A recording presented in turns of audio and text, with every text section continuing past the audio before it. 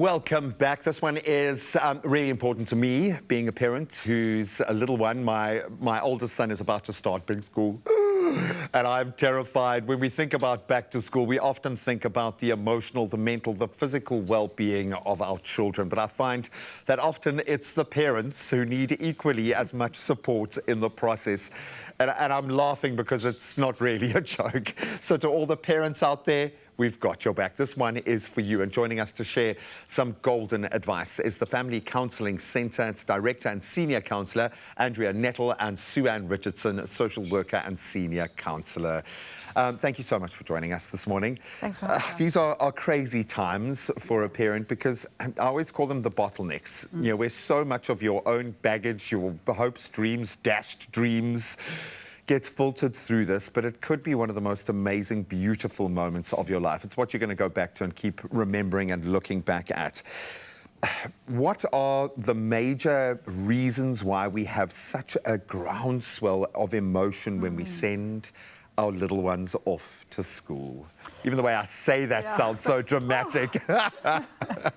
I'm going to speak from the parents' point of view. I think we want the best for our children. We want, and every parent wants their kids to enjoy school and have lots of friends and be connected in an appropriate way.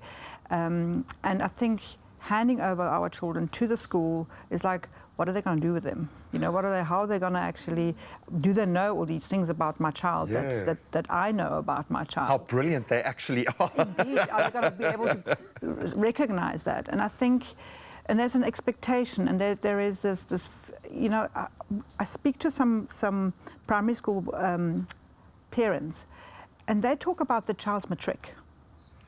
And I'm like, whoa, this child is in grade 5. How about let's talk about the first break? Yeah? Absolutely. And so there's this anxiety, and I think the social kind of anxiety, and media kind of adds to that a little bit, is what is your child going to be? Is it going to be, you know, what is the best thing I can do right now for my child to ensure that they're going to be successful? Well, how can I have it down on paper that they're going to be successful and I'm going to have done my job as a parent? Absolutely, yeah. I'm constantly feeling like a failure because of this, because you look back, you're like, okay, so they should know how to socialize, they should know how to do this.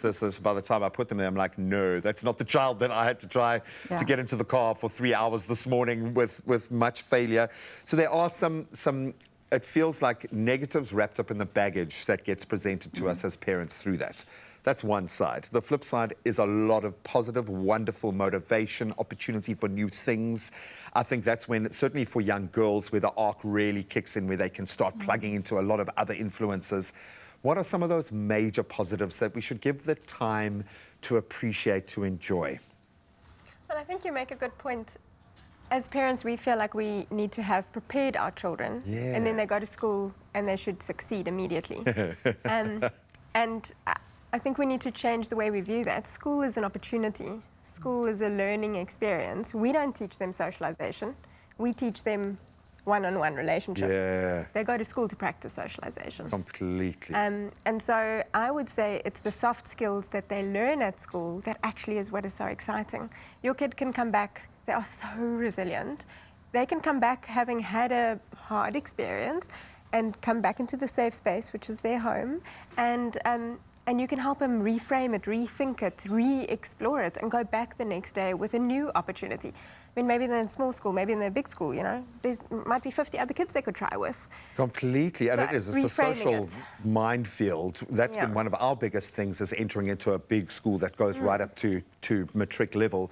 It's a different social dynamic. This is an all-boys school, so it was like Lord of the Flies immediately. But what he has learned, seeing the culture, the history, connecting with new friends, balancing mates out now that might not like each other, all of this speaks to a sense of independence. This is where they become little people, and I think that's maybe terrifying to us in itself.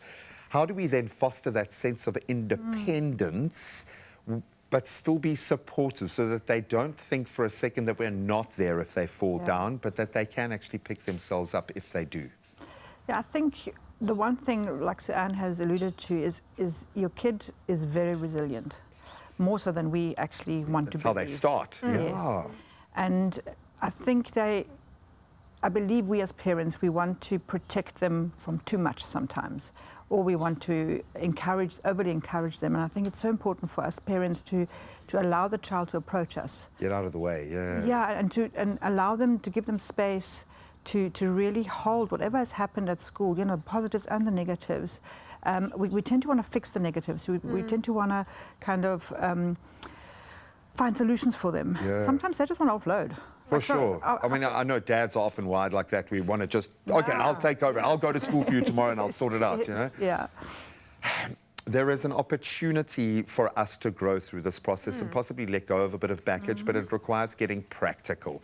What practical routines? Maybe it's just going to bed a little bit earlier, a little less screen time, whatever that looks like. What, God help us all, what are the most useful, helpful, practical ways we can approach going to school? Okay, I'll tell you that sleep is very important. Don't underestimate sleep. And I think including our children in the process is important. But I think the major thing is, again, not so much in what we do, but how we do it. So if we shift our approach to one that is more focused on relationship and lightening it. Many parents spend an hour before school with their children and an hour after work. Both those times are high intensity, you got to get things done times. And many people actually walk away feeling like, I'm not a good parent, or or I don't enjoy parenting. Because it feels like a job. It feels like a job. And the kids feel it too. They feel like you're a sergeant major, just telling them what to do. But there are ways of working around that, making it fun, lightening it. And a lot of that goes to self-care. How calm am I? How stressed am I at work? Can I come home and be present for my That's children? what they're going to model, ultimately. That's exactly what they model. So coming in with traditions and ideas to lighten it. I think about like supper time, and we have this little thing at home where my kid loves telling the story game at supper time. I want to have deep and meaningful conversations.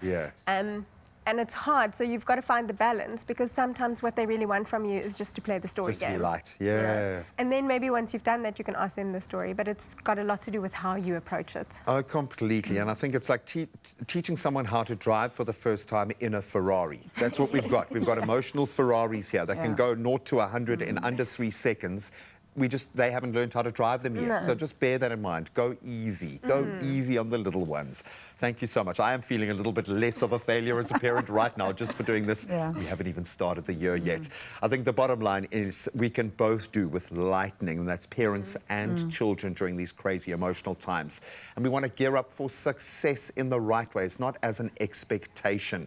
So let's see if we can make the mood even more lighter. And TWINSAVER are giving us the chance to give you guys, in fact, one of 25 people to win 20,000 Rand each towards your child's school fees. That's got to be one of our major anxieties taken off the shelf immediately.